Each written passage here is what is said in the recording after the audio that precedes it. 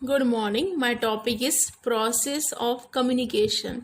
संप्रेषण की प्रक्रिया।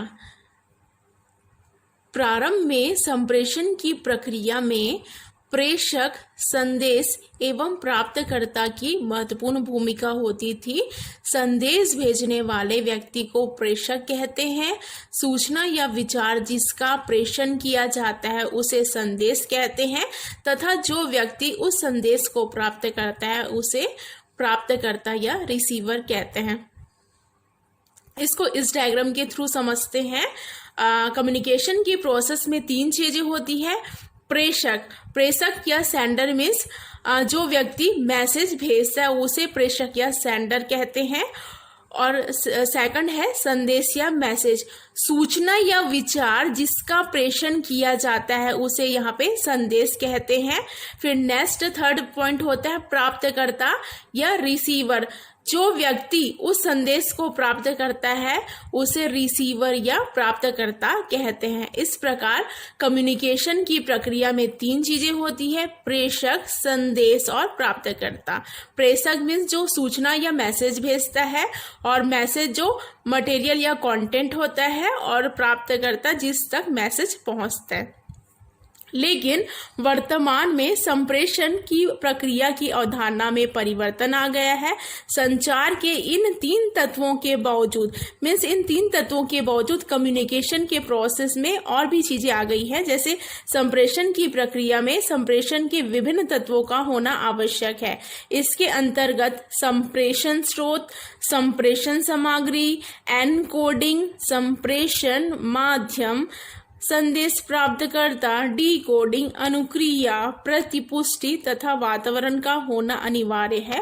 संप्रेषण की प्रक्रिया वास्तव में संप्रेषण के इन्हीं तत्वों के द्वारा संपन्न होने वाली गतिविधि है। तो ये कम्युनिकेशन की प्रक्रिया या कम्युनिकेशन के प्रोसेस में देखते हैं। पहले जो संप्रेषण होता था, मतलब पहले के समय में संप्रेषण की प्रक्रिया में ये 3 चीजें होती थी, सेंडर, मैसेज एंड रिसीवर। लेकिन अभी के टाइम में है जो ये प्रोसेस में परिवर्तन आ गया। इसमें विभिन्न प्रकार के कंटेंट या विभिन्न प्रकार की चीजों का प्रयोग होने वाला है। इसको हम आगे इस डायग्राम के थ्रू देखते हैं। ये जो डायग्राम है वो कम्युनिकेशन प्रोसेस या संप्रेषण की प्रक्रिया का डायग्राम है। इसमें देखते हैं, फर्स्ट हमारा पॉइंट है इसमें यहाँ पे संप्रेषण स्रोत या सोर्स, कम्युनिकेशन स्रोत। तो कम्युनिकेशन स्रोत उसे कहते हैं जहां से हमारा मैसेज जनरेट होता है या जिस व्यक्ति के थ्रू जनरेट होता है वो हमारा क्या होता है, संप्रेषण स्रोत। फिर इसके बाद देखते हैं एनकोडिंग, जो हमारा मैसेज होता है उसको संकेतों के माध्यम से अभिव्यक्ति किया जाता है, एनकोडिंग। संप्रेषण स्रोत मीन्स क्या होता है, संप्रेषण जहां से या जो मैसेज जहां से जनरेट होता है, फिर उस मैसेज को एनकोड करता है, उस मैसेज को लिखता है, उस मैसेज को संकेतों में व्यक्त करता है। जो मैसेज होता है उसको संकेतों में व्यक्त किया जाता है। फिर नेक्स्ट है संदेश का माध्यम, जो मैसेज है वो किस मीडियम के थ्रू जाएगा। तो मीडियम बहुत सारे होते हैं, मैसेज के मीडियम बहुत सारे हो सकते हैं। जैसे हम क्या कर सकते हैं, ईमेल के थ्रू दे सकते हैं, या फैक्स के थ्रू दे सकते हैं, या टेलीविजन के थ्रू, या मोबाइल के थ्रू, मतलब किसी भी मीडियम के थ्रू हम संदेश भेज सकते हैं। उसके बाद आता है प्रोसेस डीकोडिंग। डीकोडिंग मीन्स होता है, यहाँ पे आइए, एनकोड। डीकोडिंग मीन्स होता है एनकोड को पढ़ना, मतलब जो हमारा जो मैसेज है, जो मटेरियल है, जो लिखा हुआ है या जो संकेत है उसको समझना, वो क्या कहलाता है, डीकोड। मीन्स जो भी मैसेज है, जैसे हमारा कोई मैसेज हमको प्राप्त हुआ, एनकोड मीन्स मतलब कोई भी, जैसे जो मैसेज है चीनी भाषा में है, जो मतलब कोई भी जो प्रोडक्ट है वो जो उसमें चीनी भाषा में सारा चीज लिखा हुआ है, चीनी भाषा में जो मैसेज है, लेकिन हम उसको डीकोड मतलब उसको पढ़ तभी पाएंगे जब हमको वो लैंग्वेज आती हो। सपोज क्या बोलते हैं, जो हमारा जो मैसेज मिला वो इंग्लिश में है ना, लेकिन हमको वो इंग्लिश आती नहीं, हमको इंग्लिश लैंग्वेज आती नहीं, तो हम उसको क्या है सही तरीके से डीकोड नहीं कर पाएंगे। अर्थात क्या हुआ, जो हमको मैसेज मिले हम उसको पढ़ नहीं पाएंगे। अगर सपोज यहाँ पे ये हो सकता है, जैसे कोई मैसेज हिंदी में आया और जो व्यक्ति वो हिंदी भाषा जानता हो तो वो उस मैसेज को डीकोड कर पाएगा, मतलब एनकोड जो लैंग्वेज में रहेगी, और डीकोड के लिए उस लैंग्वेज का आना जरूरी है। तो यहाँ पे संप्रेषण स्रोत जहाँ पे वो मैसेज जनरेट होता है, फिर एनकोड जो मैसेज रहता है उसको लिखा जाता है, फिर संदेश का माध्यम मतलब किस मीडियम के थ्रू संदेश जाता है, फिर डीकोड मीन्स उस मैसेज को पढ़ना। अगर उस मैसेज की सही व्याख्या करता है, फिर डिकोड के बाद आता है संदेश प्राप्त करता।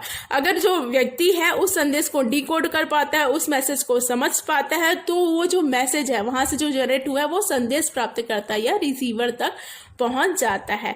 फिर रिसीवर जो प्रोसेस होता है, फिर यहाँ पे से ये आया है फीडबैक। फीडबैक यहाँ पे मोस्ट रोल इंपॉर्टेंट क्या बोलते हैं, मोस्ट रोल प्ले करता है। जैसे क्या है, रिसीवर मैसेज, रिसीवर जो जनरेट मैसेज हम देना चाहते हैं वो रिसीवर तक अगर वो मैसेज पहुंच गया तो रिसीवर हमको क्या करता है, फीडबैक देता है। फीडबैक किसको देगा, मतलब जहां से वो मैसेज आया है कि हमको वो मैसेज प्राप्त हुआ कि नहीं हुआ। जैसे हम आप लोग क्या, जैसे व्हाट्सएप पे मैसेज भेजते हैं, किसी को भी मैसेज भेजते हैं, तो सामने वाले ने अगर मैसेज पढ़ लिया तो ओके या जो भी आपका रिस्पॉन्स देता है, तो इससे हमको फीडबैक से क्या होता है, हमारा कम्युनिकेशन के सक्सेसफुल का पता चलता है। जो हमारा ये जो कम्युनिकेशन की प्रोसेस है वो सफलतापूर्वक हुआ है कि नहीं हुआ है। अगर वो फीडबैक नहीं देता तो हमको पता ही नहीं चलेगा कि वो मैसेज उस तक पहुंचा है कि नहीं पहुंचा। तो इस प्रकार ये कम्युनिकेशन की प्रोसेस को समझा जाए। पहले ये बताया, ये कम्युनिकेशन की प्रोसेस में 3 चीजें होती थी, प्रेषक, संदेश और प्राप्तकर्ता, लेकिन ये पहले होती थी। अभी इसमें बहुत सारी चीजें ऐड कर दी है। जैसे यहाँ पे हम कम्युनिकेशन प्रोसेस में हम ये देख सकते हैं, ये आप सारा चीज है जहाँ पे क्या है, संप्रेषण स्रोत, कम्युनिकेशन स्रोत, फिर एनकोडिंग है, संदेश का माध्यम है, मीडियम है, फिर डिकोडिंग है, संदेश प्राप्त करता है, फिर फीडबैक है। तो ये सारा कम्युनिकेशन का प्रोसेस है। नेक्स्ट में हम देखते हैं इसी प्रकार मॉडल्स ऑफ कम्युनिकेशन। तो मॉडल्स ऑफ कम्युनिकेशन मीन्स संप्रेषण के विभिन्न प्रकार के प्रकार। तो साइंटिस्ट एसपी कुलश्रेष्ठ ने बताया है। कुलश्रेष्ठ का मॉडल यहाँ पे देखते हैं, कुलश्रेष्ठ मॉडल। तो जो ये मॉडल है, ये देखिए यहाँ पे कुलश्रेष्ठ का मॉडल बताया गया है, इसको हम एक्सप्लेन करते हैं। कुलश्रेष्ठ के मॉडल के अनुसार, इसको पहले हम देख लेते हैं। इनके अनुसार सर्वप्रथम संदेश या प्रेषक किसी संदेश या विषय वस्तु का निर्माण करता है, फिर उसे एनकोड कर प्रसारित करता है। प्रसारण उचित माध्यम से होते हुए संदेश प्राप्तकर्ता तक पहुंचता है। संदेश प्राप्तकर्ता उस संदेश को पढ़ता है, व्याख्या करता है तथा पुनः उसे संदेश वाहक की ओर प्रसारित करता है। इस प्रकार संप्रेषण की प्रक्रिया निरंतर संदेश वाहक एवं संदेश प्राप्तकर्ता के मध्य चलती रहती है। तो ये जो डायग्राम है जो बताया गया है वो एसपी कुलश्रेष्ठ के अनुसार इनका मॉडल बताया। ये डायग्राम के थ्रू हम इसको एक्सप्लेन करते हैं। यहाँ पे जो मॉडल्स ऑफ कम्युनिकेशन, कम्युनिकेशन के मॉडल से मैंने एक मॉडल लिया है कुलश्रेष्ठ का मॉडल। तो ये जो दिखाया गया है वो कुलश्रेष्ठ का मॉडल है, इसको समझते हैं। देखिए, फर्स्ट है संदेश वाहक। तो संदेश वाहक जो शिक्षक हो सकता है, ये जो भी है, मतलब सेंडर जो मैसेज भेजता है। तो यहाँ पे जो सेंडर है वो मैसेज भेजता है। तो यहाँ पे 4 पार्ट्स में डिवाइड है। फर्स्ट है संदेश विषय वस्तु। जो मैसेज रहता है वो मैटर या मैसेज रहता है। तो जो संदेश वाहक या जो सेंडर है, जो भेजने वाला, उस मैसेज को बनाता है या उस मैसेज का निर्माण करता है, स्वयं करता है, या उस मैसेज को लिखता है या उस मैसेज को प्रसारित करता है आगे। तो जो संदेश वाहक या जो शिक्षक है वो मतलब ये सारी चीजें करता है। मैटर या जो मैसेज है, संदेश है, फिर निर्माण करता है या मैसेज को लिखता है या प्रसारित करता है। फिर ये जो सारी चीजें वो किसी मीडियम के थ्रू करता है, जो मैसेज को किसी मीडियम के थ्रू भेजता है। तो ये मीडियम के थ्रू जाता है। फिर जो मैसेज है वो संदेश प्राप्त करता या छात्र तक पहुंचता है।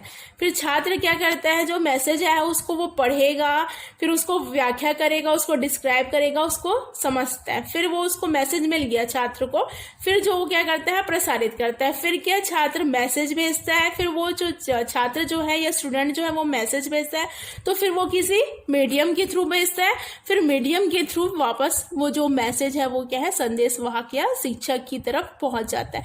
तो इस प्रकार क्या है, कम्युनिकेशन की प्रोसेस चलती रहती है। यहाँ पे बताया गया है टीचर से स्टूडेंट तक कैसे मैसेज पहुंचा गया। तो ये जो है कुलश्रेष्ठ का मॉडल है। इसी प्रकार कम्युनिकेशन के बहुत सारे मॉडल बताए गए हैं, जिनमें से मैंने लिया है एक कुलश्रेष्ठ का मॉडल। इस प्रकार कम्युनिकेशन की प्रोसेस चलते रहती है।